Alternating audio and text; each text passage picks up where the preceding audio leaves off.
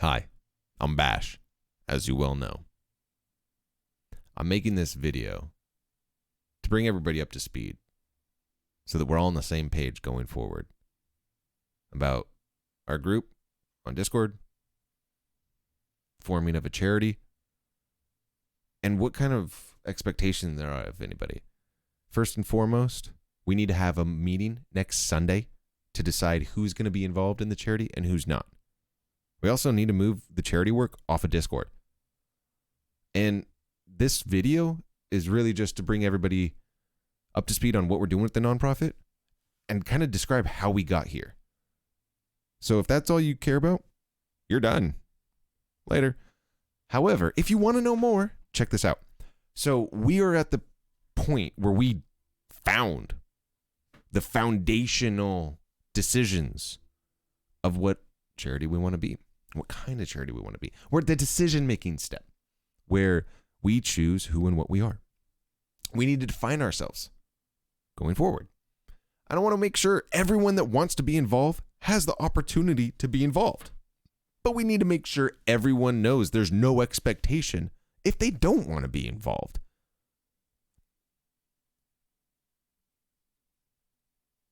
Specifically, if you're a pub crawler staff member, there's no obligation for you to be involved with the charity. There's opportunity, but there's no obligation. So how did we get here? Our group was founded by the desire to be able to disagree and still be friends about it. From the need to debate politics, rights, religion, sex, whatever the current topic is, openly but without hate. But it's bigger than that. We're a place for people to come together and share their ideas, despite their disagreements. I've had a number of people share how important our group has been to them, especially at difficult times in their lives. Me especially. That is an experience I share. We've been holding staff meetings as a group since 2018, very loosely. But we have them all recorded. And if you wanted to check it out, we actually have our meeting minutes listed out in our drive on Google. You can click it. There's a link right here. You have access to this. Just let me know. You can look through everything that we've talked about as a group, every vote and all that stuff. It's not organized well, but it will be going forward. Just letting you know. We've been doing this for a long time. And over time, our group grew and we held our first meetup, 2019. And at that meetup, we affirmed as a group to pursue forming a nonprofit to host an annual meetup. We wanted to continue doing that. And then a lot of things happened. And after a lot of time, due to my medical priorities, COVID, and a lack of direction, we finally got organized a lot better at the end of 2021. After a number of meetings and votes, we met, I think, like every couple weeks. And then we decided we needed to educate ourselves on what a charity is. We decided to have a workshop. Well, not us. We decided to follow the IRS's small to mid-size virtual workshop, all 10 sections. And we did it. Shout out to Kissipai and Kevimac. Thank you so very fucking much, brothers, for making that a group effort where we actually did something. We did something cool, you know? And it was a lot of work. It was every Saturday for like 8 weeks, coming together and watching hours of videos and discussions and different things like that about how and what a charity is in the eyes of the IRS. And we even found a number of errors and corrections that we ended up sending over to them. So I think that was pretty neat. Double audio, some missing spelling words, and some things like that. But yeah, we corrected the IRS. That's how good we got. Anyways, so from what the workshop taught us, the most important part of a charity application is whatever we say we do as a charity, we must only do those things. We can have multiple avenues to what we do, and we can shift our focus between them as the group deems necessary, but we do not have the ability to do things outside of whatever is in our application originally. Whatever we get approved for, that's what we got to do. So it's important that we know and we have things organized ahead of time. Just a little caveat. Churches are the easiest to apply and maintain. They are automatically approved. There's no... there's not that many challenges. I'll just leave it at that. But that's not our approach. So 501c3 charity is our approach. There's a link in this file that you have to another file that describes this. The IRS's description of what a charity is. Go ahead and read it at your leisure. So anyways, to receive tax-exempt status, our organization must serve a broad spectrum of public interests. And the IRS has statutes, which means they just exist no matter what, that make the application easier for charities to be approved. Specifically, if a charity donates to other charities, it's more likely to be approved. It's looked at as serving a broader public interest. Because of that, I have suggested we include 2 additional focuses outside of just the annual meetup.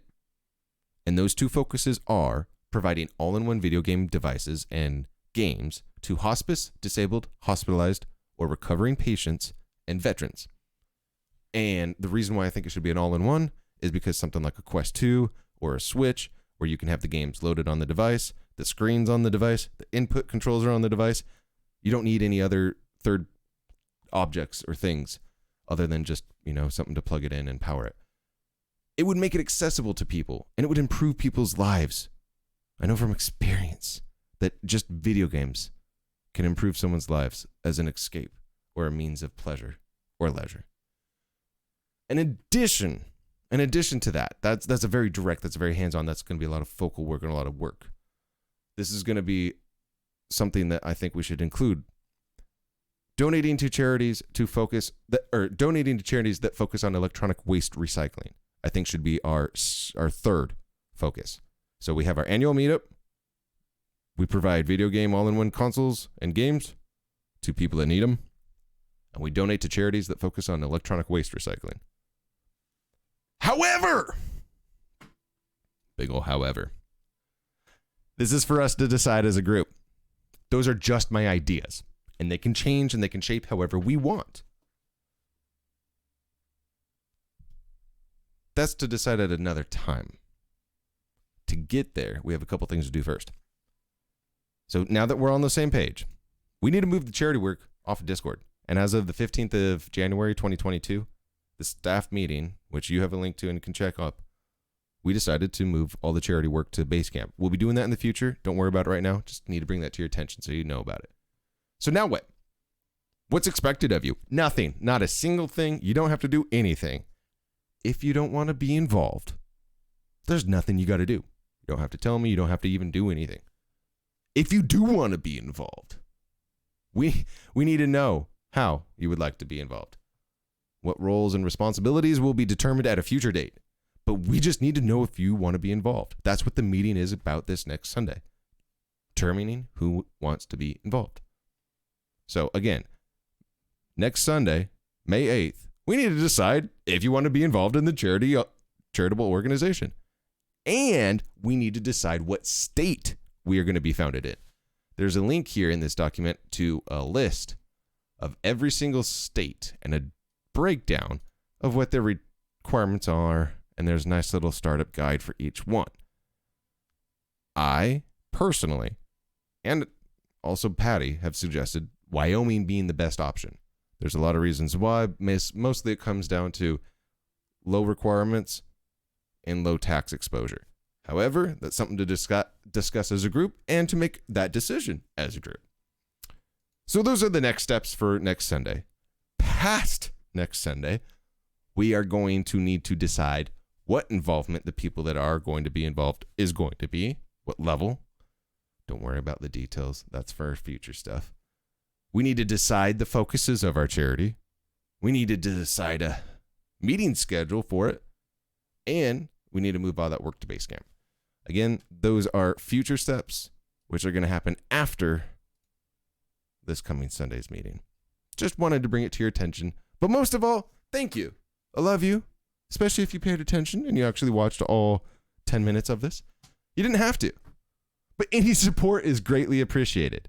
And please don't feel obligated. There's zero issues if you don't want to participate in any of it at all. Because no matter what, I love you.